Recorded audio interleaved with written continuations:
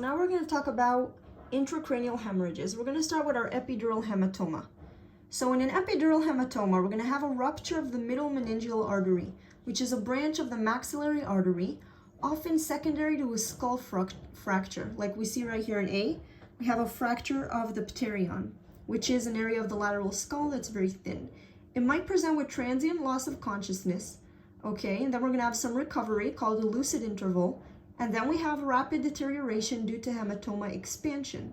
Scalp hematoma, which we can see in A, and that's the rapid intracranial expansion right here in B, okay?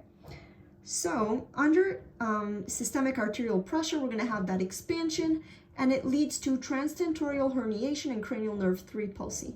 CT is going to show a biconvex, hyperdense blood collection, not crossing suture lines. So what do we want to remember about our epidural hematoma?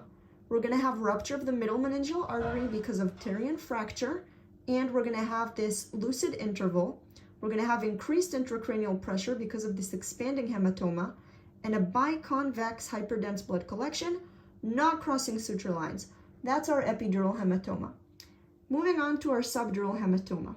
It's caused because of rupture of bridging veins and can be acute, like traumatic or high energy impact, hyperdense on CT, or chronic, associated with mild trauma, cerebral atrophy, elderly alcoholism, and that can be hypodense on CT. So we see that in D, how we have one that's hypodense, and that's the chronic one, and the hyperdense one is the acute one. So what else do we want to know about our subdural hematoma? We want to know that it's seen in shaken babies as well. Predisposing factors are brain atrophy and trauma.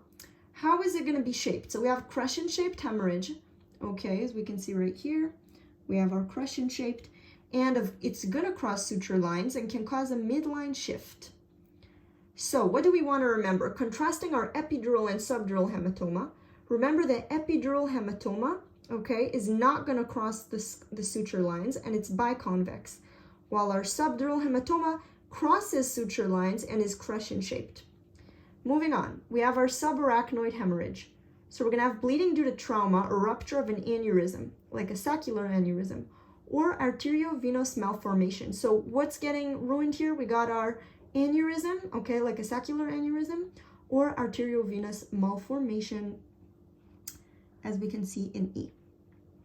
Patients are going to complain of the worst headache in their life, okay, and it's going to have a rapid time course, and we're going to see bloody or yellow xanthochromatic lumbar puncture.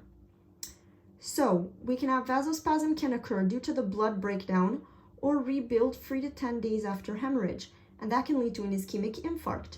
So we want to give nimodipine is used to prevent or reduce vasospasm. We have increased risk of developing communicating or obstructive hydrocephalus. So what do we remember about our subarachnoid hemorrhage? We're going to have this rapid bleeding because of a saccular aneurysm that ruptured or because of an arteriovenous malformation. And the key word to remember is worst headache of my life, okay? Now to our intraparenchymal hemorrhage. It's most commonly caused by systemic hypertension. It can also be seen with amyloid angiopathy. So we have recurrent lobar hemorrhage, stroke in the elderly, or in vasculitis or neoplasm, may be secondary to reperfusion injury and ischemic stroke. We have hypertensive hemorrhage like Charcot-Bouchard microaneurysm, and it most often occurs in the putamen of the basal ganglia. So where is this happening? In the basal ganglia because of hypertension or a vasculitis or a neoplasm. And we see here in the basal ganglia, we're talking about the lenticular striate vessels. And it can also happen in the thalamus, pons, or cerebellum, as we see here. In picture G, we see the basal ganglia having this hemorrhage, and in H, we see the cerebellum. So quick overview of our intracranial hemorrhages. So epidural hematoma, key words. We can have rupture of the middle meningeal artery. We have this lucid interval. It does not cross suture lines. Biconvex, hyperdense blood collection. Subdural hematoma, bridging veins are getting ruptured. And we see that this can happen in the elderly. It can be acute or chronic. Crescent-shaped hemorrhage that crosses suture line, okay? And also the shaken baby can have this.